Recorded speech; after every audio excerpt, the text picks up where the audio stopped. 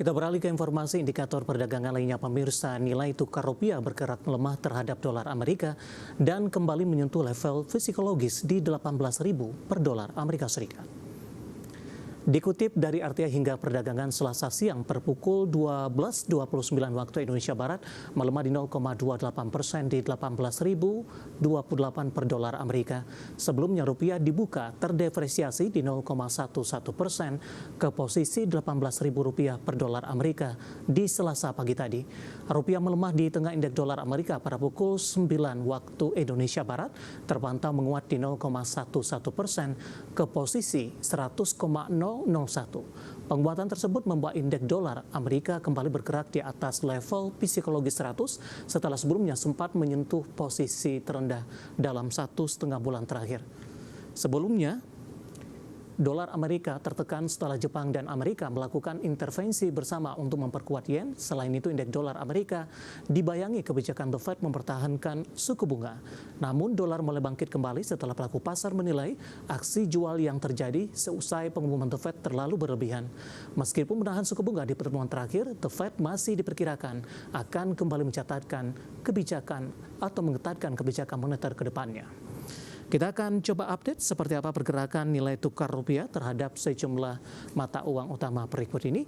Dapat Anda saksikan grafis di layar televisi Anda pemirsa pergerakan nilai tukar rupiah terhadap dolar Amerika Serikat di 18.030 rupiah. Ini update jelang penutupan. Pasca penutupan di pukul 15 waktu Indonesia Barat sore tadi atau sore hari ini, laju dari pelemahan terbatas di 0,17% dan ditutup di level 18.009 rupiah per dolar Amerika Serikat. Kemudian terhadap euro di 20.736 rupiah, pound sterling di 24.227 rupiah, kemudian terhadap yen Jepang di 114,36 rupiah.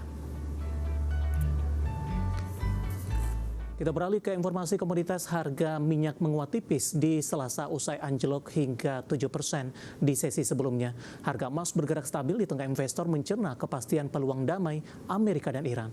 Sementara itu harga batu bara tetap melaju meski dibayangi kejatuhan harga minyak mentah global. Harga minyak dunia menguat tipis di Selasa pagi waktu Asia setelah anjlok di sesi sebelumnya. Saat ini pasar masih menimbang peluang berakhirnya konflik Amerika dan Iran yang hingga kini belum ada kepastian. Sementara resiko gangguan pasokan dari Timur Tengah belum sepenuhnya hilang. Dikutip Refinitiv pukul 8.45 waktu Indonesia Barat, harga minyak Brent di 84,21 dolar Amerika per barrel. Sementara West Texas Intermediate Amerika menguat 0,56% ke 80,79 dolar Amerika per barrel. Kenaikan ini terjadi sehari setelah Brent anjlok lebih dari 7% dan WTI merosot lebih dari 5% dan membawa kedua kontrak Brent dan WTI ke level terendah dalam beberapa pekan. Harga emas bergerak stabil di perdagangan Selasa pagi waktu Asia. Di tengah investor masih mencermati ketidakpastian terkait peluang perundingan antara Amerika dan Iran. Setelah Presiden Amerika Serikat Donald Trump mengatakan pembicaraan dengan Iran sedang berlangsung. Namun pemerintah Iran membantah pernyataan tersebut dan menegaskan tidak ada negosiasi maupun agenda pertemuan. Di sisi lain, investor menunggu serangkaian data ketenagakerjaan Amerika yang diperkirakan menjadi petunjuk arah kebijakan suku bunga The Fed. Mengutip Reuters, harga emas spot relatif stabil di 4.055,39 dolar Amerika per troy ounce. Harga batubara tetap melaju meski harga minyak jatuh dengan Brent anjlok lebih dari 7% dan WTI merosot lebih dari 5%. Merujuk Refinitiv, harga batubara di Senin waktu setempat ditutup di 134,25 dolar Amerika per ton atau menguat 0,19%. Secara keseluruhan, pasar batubara thermal Asia memasuki Agustus dengan kondisi yang lebih kuat dibandingkan Juli 2026. Namun pemulihan harga masih belum merata di berbagai wilayah dan jenis batubara karena permintaan impor tetap lesu. Harga batubara domestik China terus menguat hingga akhir Juli didorong meningkatnya konsumsi pembangkit listrik dan pasokan tambang yang lebih ketat akibat inspeksi keselamatan. Dari berbagai sumber untuk Adesh Channel.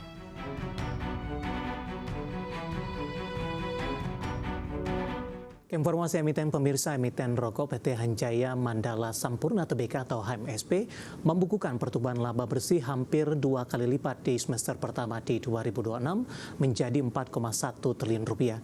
Peningkatan profitabilitas ditopang kenaikan laba operasional, penurunan beban penjualan, serta normalisasi beban lain-lain dan juga beban pajak. Berdasarkan laporan keuangan perseroan yang dikutip dari Keterbukaan Informasi Bursa Efek Indonesia, PT Hanjaya Mandala Sampurna Tbk atau HMSP berhasil mencatatkan laba bersih yang dapat diatribusikan kepada pemilik entitas induk mencapai 4,19 triliun rupiah di semester 1 2026. Melonjak 97,06% year on year dibandingkan torehan 2,13 triliun rupiah di periode yang sama tahun sebelumnya.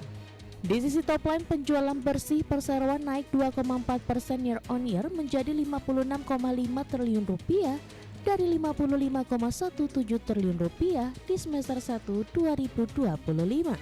Berdasarkan segmen produk, sigaret kretek mesin atau SKM masih menjadi kontributor terbesar terhadap pendapatan perseroan dengan penjualan 34,23 triliun rupiah.